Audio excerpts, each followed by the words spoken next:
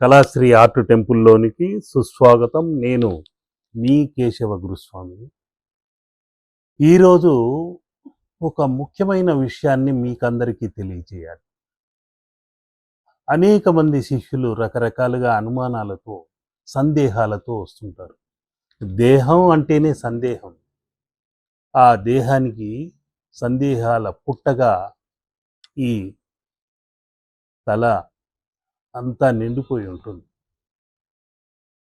అయ్యా గురువుగారు, మేము రామ పట్టాభిషేకం పెట్టుకుందాం అనుకున్నాం, కానీ మా పక్కింటి వాళ్ళు రామ పట్టాభిషేకం పెట్టుకుంటే కష్టాలు వస్తాయమ్మా, ఆయనకే రకరకాల కష్టాలు పడ్డాడు, పట్టాభిషేకం జరగలేదు, భార్యా వియోగం కలిగింది, ఈయన ఆ వనవాసం చేశాడు, మనకెందుకు ఆ పటాలు, ఆ పట్టాభిషేకాలు, ఏదైనా ధనాన్ని ఇచ్చే లక్ష్మినో వెంకటేశ్వరునో పెట్టుకోమండి అంటే అన్నారు.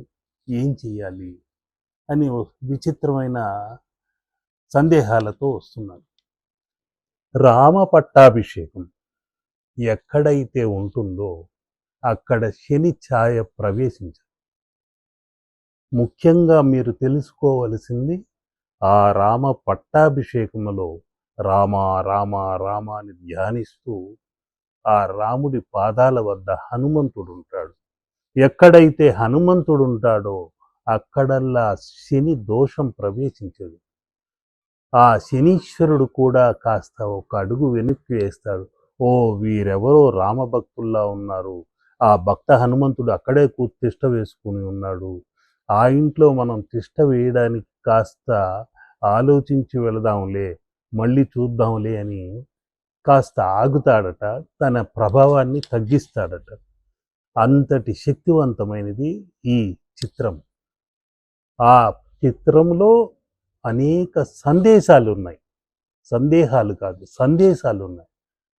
ఆ సందేశాలు ఏంటంటే, ఒక అన్న అంటే రాముడిలా ఉండాలి, ఒక తమ్ముడంటే లక్ష్మణుడిలా ఉండాలి, ఒక భార్య అంటే సీతమ్మ తల్లిలా ఉండాలి, ఒక బంటు, నమ్మిన బంటు అంటే ఒక హనుమంతుడిలా ఉండాలి అనే సందేశం తెలుపుతుంది.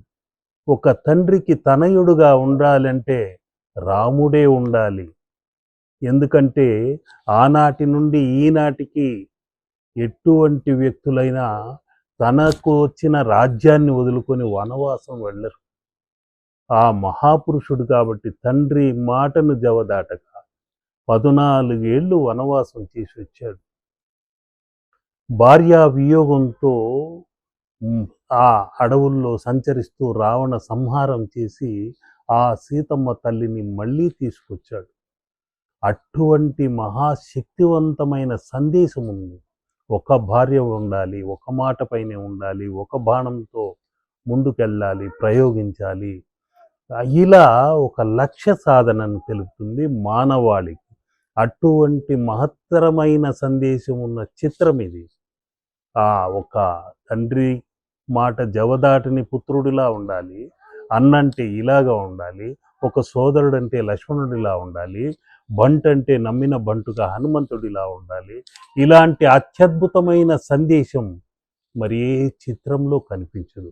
అదే ఆ చిత్రంలో ఉన్న విచిత్రం. కాబట్టి మనం అందరం అటువంటి రామ పట్టాభిషేకం చిత్రంను పెట్టి ఆరాధించుకుందాం. జై శ్రీరామ్. మీకు ఇలాంటి మరిన్ని ఎంటర్టైన్మెంట్ మరియు ఇన్ఫర్మేషన్ వీడియోస్ కోసం మా ఛానల్ని సబ్స్క్రైబ్ చేసుకోండి మరియు బెల్ ఐకాన్ని క్లిక్ చేయడం ద్వారా మా వీడియోస్ నోటిఫికేషన్ని పొందవచ్చు.